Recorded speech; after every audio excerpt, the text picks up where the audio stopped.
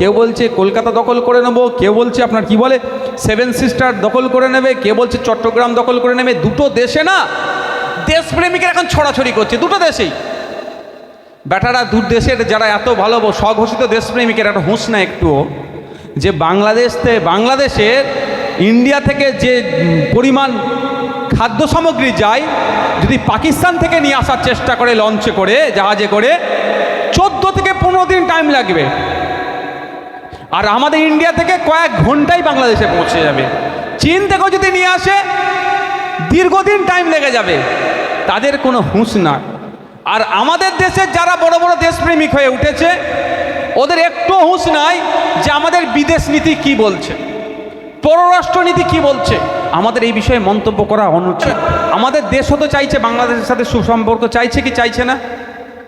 সেই জন্য তো আমাদের বিদেশ সচিবকে পাঠিয়েছিল বাংলাদেশে। ওখানকার ইন্টেরিয়াম গভর্নমেন্টের যিনি চিফ আছেন ডক্টর ইউনূস সাহেবের সাথে কথাও তো বলেছে না বলেনি ভাই? তাহলে আমাদের দেশ তো সুসম্পর্ক চাইছে। এবার বিজেপি সোদপুরের তিলোত্তমার হিন্দুর নিয়ে কথা বলবে না, বাংলাদেশের হিন্দুদের নিয়ে কথা বলবে। অবশ্যই আমরা বাংলাদেশের হিন্দুদের উপর অত্যাচার বন্ধের আওয়াজ তুলি, আমরা অবশ্যই তিলোত্তমা বিচারপক তার কথা বলি। কিন্তু বিজেপি একবারও বলল না যে সিবিআই অপদার্থ, সিবিআই কেন চার্জশিট দিল না, এটা ওরা বলল না। কারণ এটা জানে এই তিলোত্তমা নিয়ে কথা বললে হয়তো বেশি ভোট পাবো না, বাংলাদেশের হিন্দুদের বিষয়টাকে তুলে বেশি ভোট আমরা পাবো। এই বিজেপি উত্তরপ্রদেশের মুসলমানদের উপরে অত্যাচারের কথা বলে না। এই বিজেপি মণিপুরের আদিবাসীদের উপরে যে জাতি দাঙ্গা হচ্ছে তা নিয়ে কথা বলে না। এই বিজেপি তামিলনাড়ুতে দলিত শ্রেণীর মানুষ মন্দিরে উঠে পুজো দিতে গিয়েছিল, তাদেরকে খুন করলো কেন, সেই নিয়ে কথা বলে না। এরা বাংলাদেশ নিয়ে কান্না করছে। এতদিন পাকিস্তান নিয়ে ভুল বুঝা, মানে পাকিস্তান নিয়ে ভোট করতো, এইবার 2026 বাংলার ভোট আসছে, বাংলাদেশকে এদেরকে ভোট করতে হবে।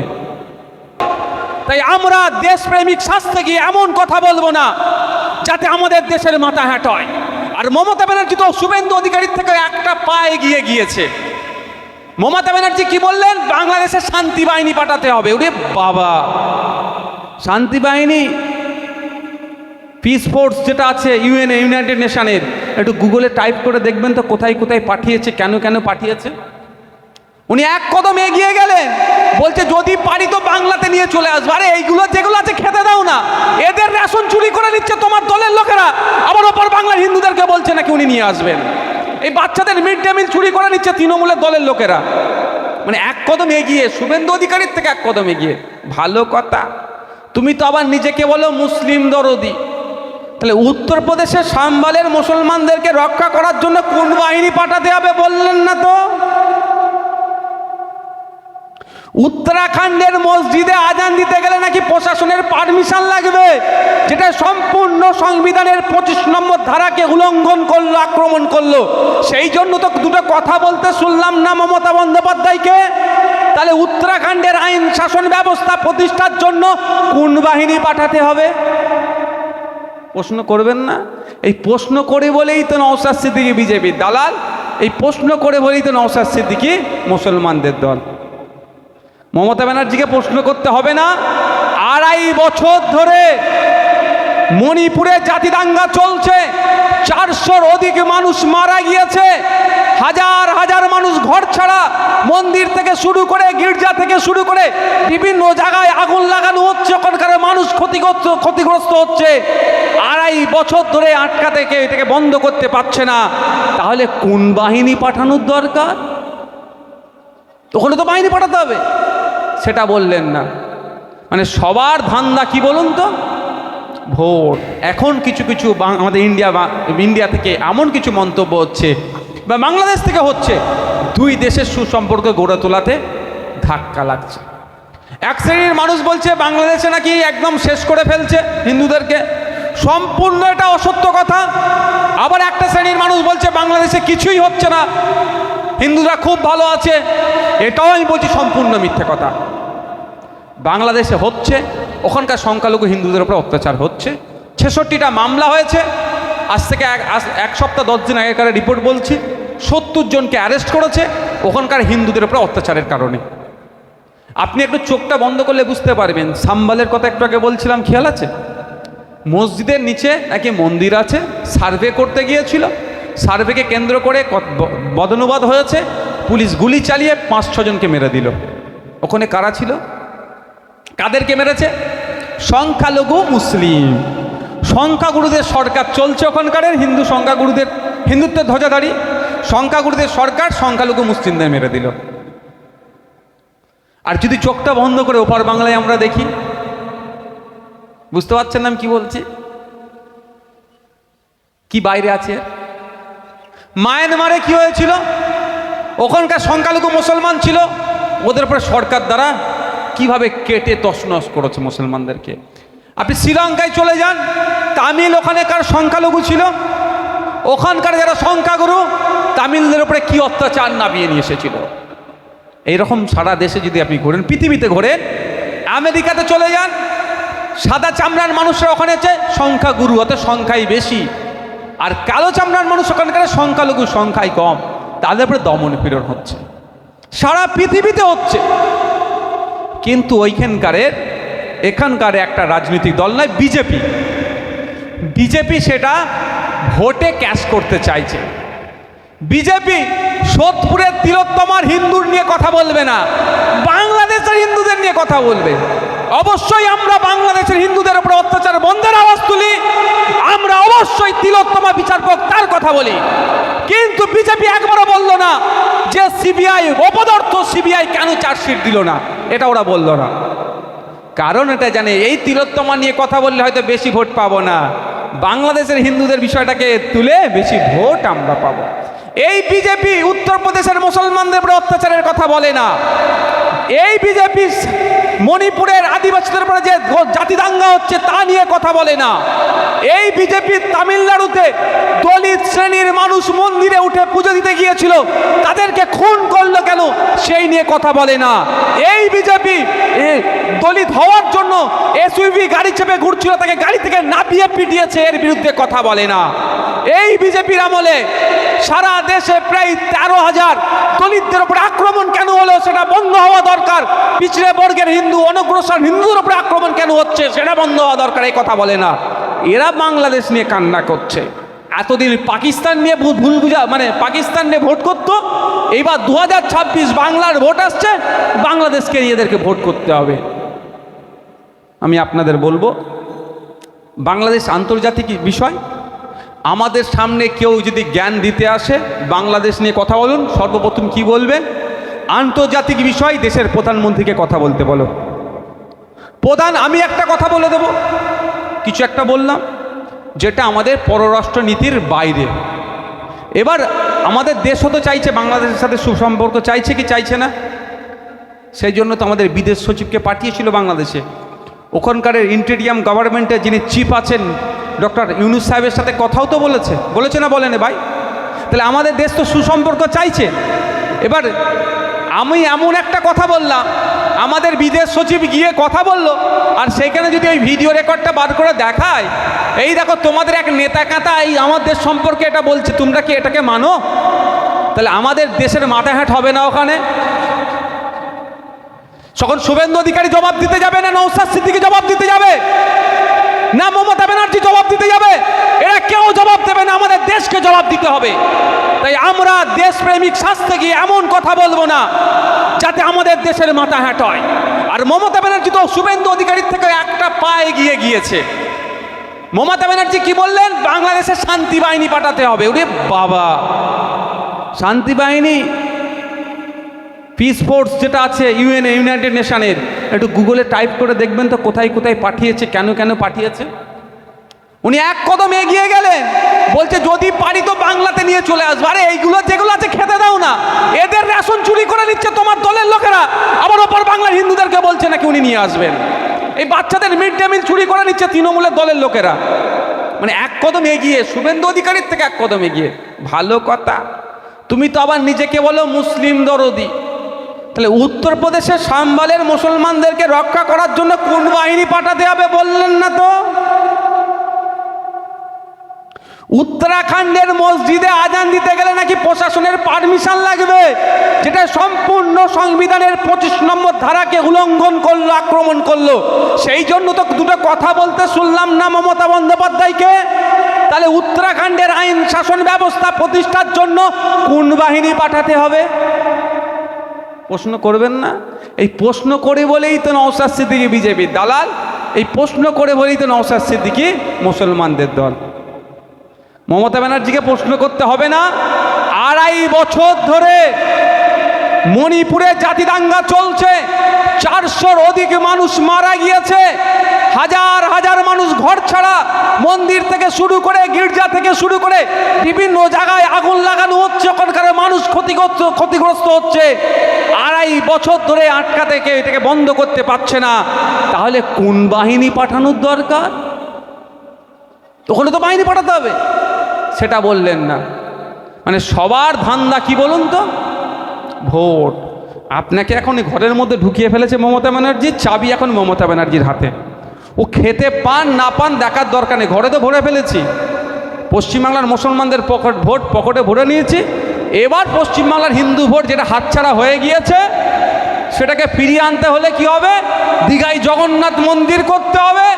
কে বড় হিন্দুদের লিডার তৈরি করতে হতে হবে? শুভেন্দু অধিকারী বড় হিন্দুদের নেতা না মমতা ব্যানার্জি বড় হিন্দুদের নেতা? এই রেষারেষি চলছে। ওই জন্য কেউ বলছে পেট্রোপোল সীমান্তে চলে যাচ্ছে, আর কেউ বলছে আবার শান্তি বাহিনী পাঠাতে হবে। এখন হিন্দু ভোট দরকার, শুভেন্দু অধিকারীরও দরকার, মমতা ব্যানার্জিরও দরকার। সেই জন্য এরা এই করছে আর আমাদের মধ্যে হিংসা ছড়াচ্ছে।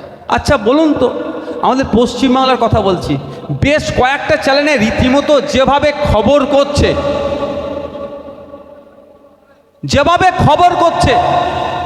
পশ্চিমবাংলা তার ইফেক্ট পড়ছে না হিন্দু মুসলমানের মধ্যে?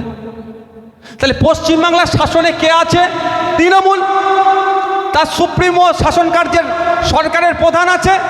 কটা চ্যানেলের বিরুদ্ধে মামলা করেছে? কেন করেনি? এটা তো মজা দেখছে। এটা বহুত বড় গভীর রহস্য।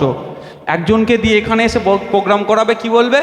এই পালিত পাড়ার সমস্ত মুসলমানদেরকে তাড়িয়ে দেবো, প্রোগ্রাম করে চলে গেল। তারপরে সে তৃণমূল মলম লাগাবে, একটাও মুসলমানকে যেতে দেব না, আমার বুকের ওপর দিয়ে গেলে যাবে। আর আপনি কি ভাববেন? এই দেখেছো, ও বেটা মুসলমানদের তাড়াবে বলছে, এই বেটা বলছে মুসলমানদের রেখে দেবো। ঘোড়ার ডিম। বিজেপির ঘোষিত নীতি, আপনাকে দ্বিতীয় শ্রেণীর নাগরিকরা করতে চাইছে। বিজেপি আসলে আপনি সতর্ক থাকবেন, কথা বললেও সতর্ক থাকবেন।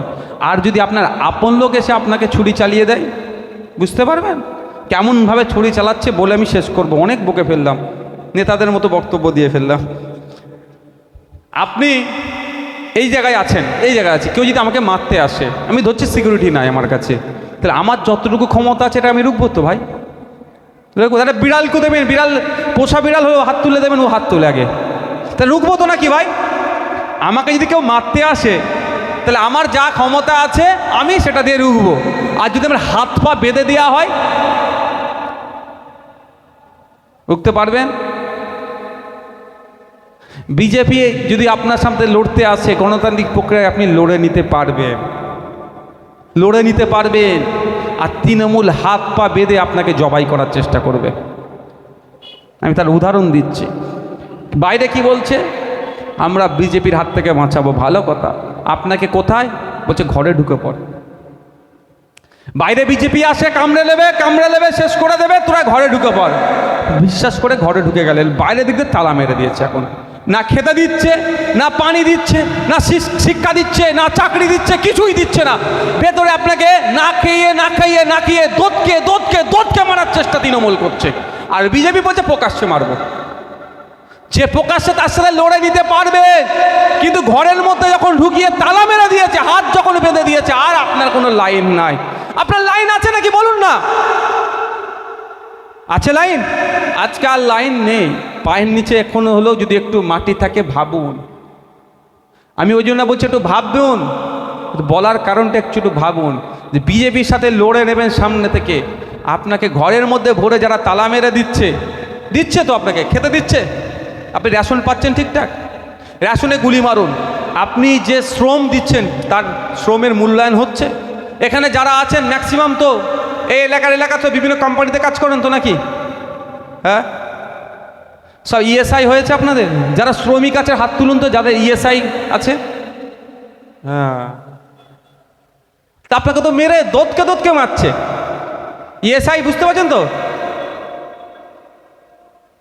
30 জন, সম্ভবত 30 জনের অধিক কোনো কোম্পানিতে বা কারো কাছে কাজ করলে তাদেরকে লেবার কোড অনুযায়ী চলতে হবে। ইএসআই যদি থাকে, আপনার শরীর অসুস্থ হয়েছে, ট্রিটমেন্টটা সম্পূর্ণ ফ্রিতে ইএসআই হসপিটালগুলোতে আপনি পাবেন। তার জন্য আপনার মাথার পিছু, মানে আপনি কাজ করছেন মাথা পিছু কোম্পানিকে একটা টাকা স্টেটকে দিতে হবে। এগুলো দিয়েছে? তাহলে আপনার শ্রম চুরি হচ্ছে। আপনি স্বাস্থ্য পরিষেবা মধ্যমগ্রাম হসপিটালে গেলে ঠিকঠাক পাচ্ছেন না, বেসরকারি হসপিটালে যেতে হচ্ছে। চাকরি নাই, পড়াশোনা নাই, সমাজ বিরোধীর আখড়া করে দিচ্ছে আপনাকে আমাকে। আপনার আমার পাড়াতে মদের আসর বসে গেঁজা ঢুকিয়ে এ করে হ্যান করে ত্যান করে পুরো জাহান্নাম বানিয়ে দিচ্ছে, একদম নরক বানিয়ে দিচ্ছে। আর কি বলছে, বিজেপির হাত থেকে তো ওকে বাঁচিয়ে রেখেছি। আপনাকে দোদকে মারার চেষ্টা হচ্ছে, যাবে সামনে থেকে বুঝে নেবেন। আমার কথাটা কি খারাপ লাগলো নাকি আপনাদের? একটু বোঝার জন্য কথা বলছি। তৃণমূল আপন নয়, বিজেপিও আপন নয়, যে যার মতো রুটি সেঁকছে। 2004 সালের আগে এই মমতা ব্যানার্জি কিন্তু বিজেপির মতোই কথা বলেছিল পার্লামেন্টে। তখন আপনি ভোট দেননি। তখন পার্লামেন্টে ডেপুটি স্পিকারের সামনে কাগজ ছুঁড়ে মেরেছিল তৃণমূলের সুপ্রিমো, যে পশ্চিম বাংলার মুসলমানরা ঘুষপেটিয়া, পশ্চিম বাংলার মুসলমানরা বাংলাদেশ থেকে এসে এখানে ভোট দিচ্ছে বলে আপনাদেরকে বাংলাদেশি বলেছিল 2004 সাল 5 সালের দিকে। তখন আপনারা ভোট দেননি বললে মমতা ব্যানার্জিকে। খেয়াল আছে না নেই? ডেপুটি স্পিকারের সামনে কাগজ ছুঁড়ে কান্নাকাটি করছিল। তো আপনি যখন ভোট দিলেন, আপনি গুড মুসলিম হয়ে গেলেন। আগামী দিনে যদি ভোট দেওয়া বন্ধ করেন, এই মমতা ব্যানার্জির দলের লোকেরাই বলবে এই দেখো বাংলাদেশি হাঁটাও, আপনাকে বলবে। তাহলে ভোটের জন্য আপনাকে ইন্ডিয়া বাংলাদেশের পরিচয় এরা তৈরি করে দিচ্ছে। তাহলে আপনি আপনার জবাব যোগ্য জায়গায় গিয়ে দিতে পারেন, যোগ্য প্রতিনিধি তৈরি করতে হবে, তাহলে আপনার এই বলার সাহস পাবে না। যদি এর সময় এসেছে আপনাদের হাতে, সর্বোচ্চ ক্ষমতা আপনাদের হাতে আছে। আগামী দিন দেশের আইনসভায় গিয়ে আপনার হয়ে কথা বলার মতো কে আছে? দলিতের হয়ে বলার মতো কে?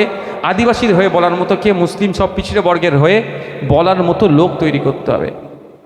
আজকে সমস্তভাবেই আমাদের রাজ্যটা পিছিয়ে যাচ্ছে। আমরা তো পুলিশকে নিয়ে অনেক কথা বলি, মন্দিরের ঘন্টা যে যেমন পারে বাজাই, মানে যে পুজো দিল না সেও একবারে সে এরকম নাড়িয়ে দেয়, তাই তো নাকি? যে পুজো দেয় সেও একবার করে নাড়িয়ে দেয় মন্দিরের ঘন্টা। বিরোধীরাও পুলিশকে বলছে, শাসকও পুলিশকে বলছে, কিন্তু ওদের অবস্থার নিয়ে আমরা ভেবেছি? আমাদের সমাজের একটা গুরুত্বপূর্ণ অংশ তো ওরা। আমরা পুলিশকে কেন রেখেছি? এই পুলিশি ব্যবস্থাটা কেন? এই মধ্যমগ্রামের কথা যদি বলি, মধ্যমগ্রামে কত মানুষ আছে? 2 লাখ আমি ধরছি। 2 লাখ মানুষ যাতে ঠিকঠাকভাবে শৃঙ্খলাবদ্ধভাবে দেশের দেখানো সংবিধানের ওপরে জীবনযাপন করতে পারে, কারোর সাথে অন্যায় না হয়, সেই জন্য আমরা আমাদের গাঁটের টাকায় দিয়ে প্রশাসন পুলিশকে রেখেছি দেখভাল করার জন্য। এটা পুলিশ তো, তারা নিরপেক্ষতা বজায় রেখে সঠিকভাবে কাজ করবে। আজকে সেটাকেও কুলসিত করছে। তাদের 8 ঘন্টা ডিউটি, 8 ঘন্টার জায়গায় তাদেরকে 16 ঘন্টা ডিউটি কেন করতে হবে? যে পুলিশ শাসকের হয়ে চাটুকারিতা করছে তাকে আমরা ধিক্কার নিন্দা জানাই, কিন্তু পুলিশের প্রায় 1.5 লক্ষ শূন্য পদ, থানা বেরিয়ে দিচ্ছে। ভাঙড়ে 8টা থানা, আমি বলছি তো মানে পাড়ায় পাড়ায় থানা করে দিক, আমার কোনো অসুবিধা নেই, কিন্তু পুলিশটা বাড়ুক না। তাহলে একটা পুলিশকে কত 8 ঘন্টার জায়গায় 16 ঘন্টা 800 ঘন্টা ডিউটি করতে হচ্ছে। এই তাদের পর অন্যায় হচ্ছে। ডিএ নাই, বাচ্চাদের মিড ডে মিলের ঠিকঠাক বরাদ্দ নাই, সেখানেও কাটিং হচ্ছে। কম্পোজিট গ্রান্ট নাই, পুরো রাজ্যটা রসাতলে চলে যাচ্ছে।